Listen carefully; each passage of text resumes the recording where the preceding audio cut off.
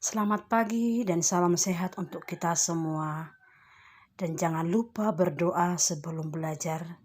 Itu tetap dibiasakan nak ya dalam kehidupan setiap hari. Mari kita berdoa dalam nama Bapa dan Putra dan Roh Kudus. Amin. Terima kasih Tuhan buat semua kebaikan-Mu hingga pagi ini. Dan kami akan belajar. Hadirlah Engkau di antara kami, agar apa yang kami pelajari dapat kami mengerti dan terapkan dalam kehidupan kami. Demi Kristus Tuhan dan pengantara kami. Amin. Dalam nama Bapa dan Putra dan Roh Kudus. Amin. Pada hari ini kita akan masuk materi kita bab 3 subtema C, kebangkitan Yesus sebagai tanda penerimaan Bapa. Adapun tujuan pembelajaran kita pada hari ini, yang pertama, menjelaskan arti kebangkitan. Yang kedua, anak kami mampu menjelaskan bukti-bukti kebangkitan Yesus. Yang ketiga, anak kami mampu menjelaskan makna kebangkitan.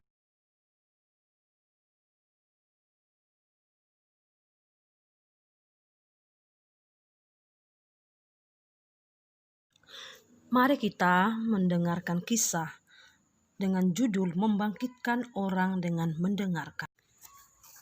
Ibu Margareta hendak melakukan perjalanan dari Jakarta menuju Surabaya.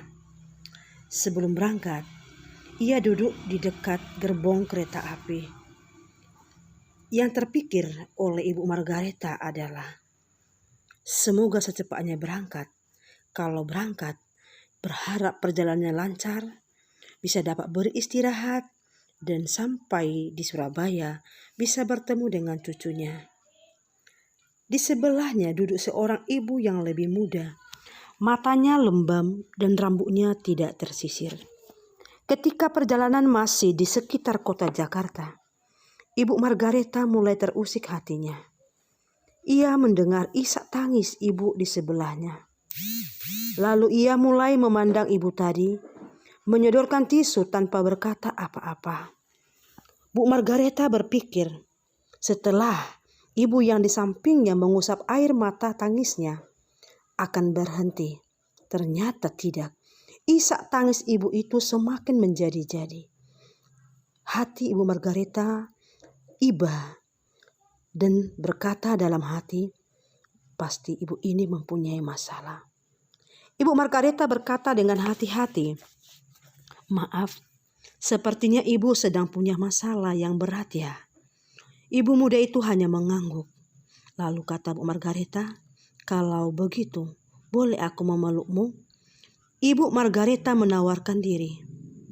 Ibu muda itu tak dapat menahan tangisnya. Ibu Margareta merangkulnya dengan berkata, kalau engkau merasa dengan menangis akan berkurang beban masalahmu, menangislah, tidak apa-apa. Ibu Margaret semakin mengeratkan pelukannya sambil menahan tangisnya.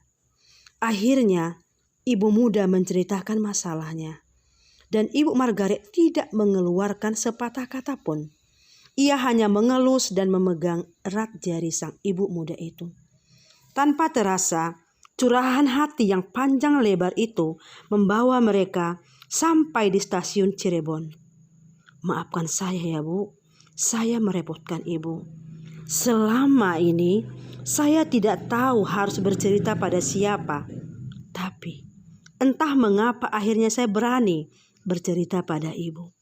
Ibu sungguh bagaikan malaikat yang diutus Tuhan untuk mendengar keluh kesah saya, kata ibu muda.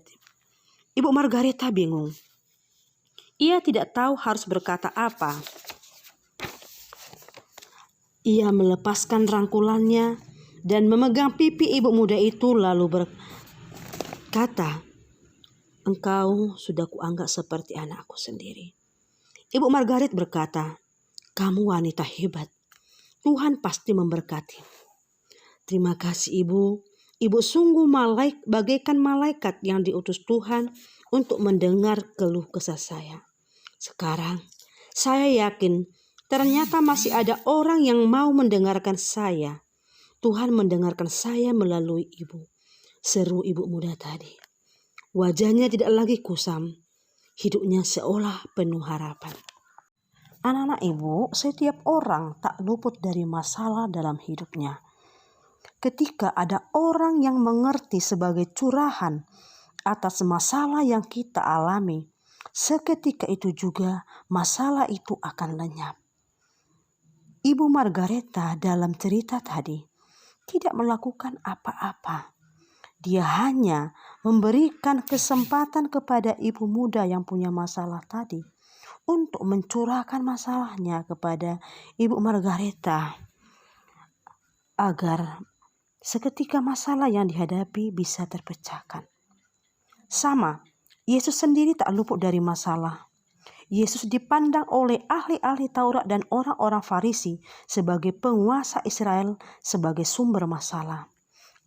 Akibatnya, mereka berusaha untuk mencari-cari kesalahan Yesus.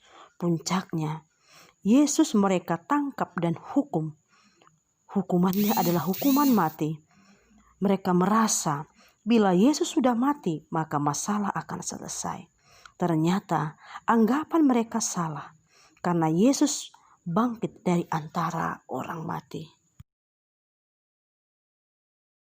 Sekarang mari kita buka teks kitab suci Matius 28 ayat 1-10 tentang kebangkitan Yesus.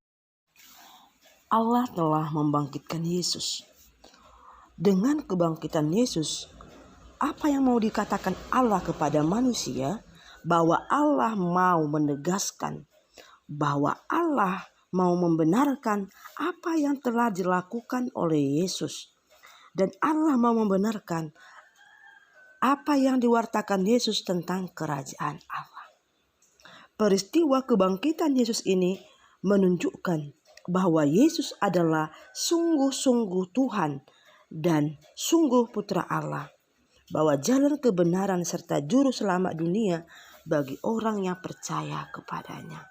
Karena Yesus mengatakan, "Akulah jalan kebenaran dan hidup." Nah, anak-anak ibu, kebangkitan Yesus ini mau memberikan jaminan akan adanya kehidupan yang kekal setelah kematian. Nah, inilah yang menjadi kabar gembira dan memberikan harapan bagi kita yang percaya kepada Tuhan, bahwa kematian bukanlah akhir dari segala-galanya, melainkan awal kehidupan yang baru, yakni kehidupan kekal di rumah Bapa atau kerajaan Allah. Jadi kebangkitan berarti Yesus mengalahkan maut atau mengalahkan dosa. Kebangkitan Yesus merupakan tanda penerimaan Bapa akan dirinya. Kebangkitan Yesus ini merupakan bukti betapa Allah berkuasa atas kematian manusia. Dengan kebangkitan Yesus, maka dosa dikalahkan. Adapun bukti-bukti bahwa Yesus dikatakan bangkit adalah yang pertama, pintu kubur atau batu terguling. Yang kedua, makam kosong. Lalu yang ketiga, kain kapan ditemukan terletak di tanah. Yang keempat, Yesus menampakkan diri kepada murid-muridnya di pantai Tiberias. Lalu yang kelima, Yesus menampakkan diri pada 2 murid ketika dalam perjalanan ke Emmaus. Inilah bukti-bukti kebangkitan Yesus. Makna kebangkitan Yesus bagi kita adalah memberikan kekuatan bagi kita untuk berjuang memperoleh keselamatan dan kebahagiaan kita, baik di dunia maupun di akhirat. Dengan cara apa? Dengan cara membangun dan menumbuhkan iman kepercayaan kepada Tuhan Yesus secara terus-menerus.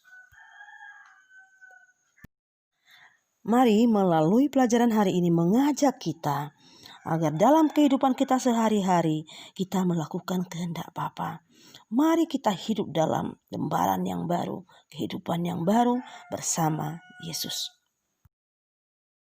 Terima kasih untuk anak-anak kami. Selamat pagi, selamat beraktivitas. Tuhan memberkati.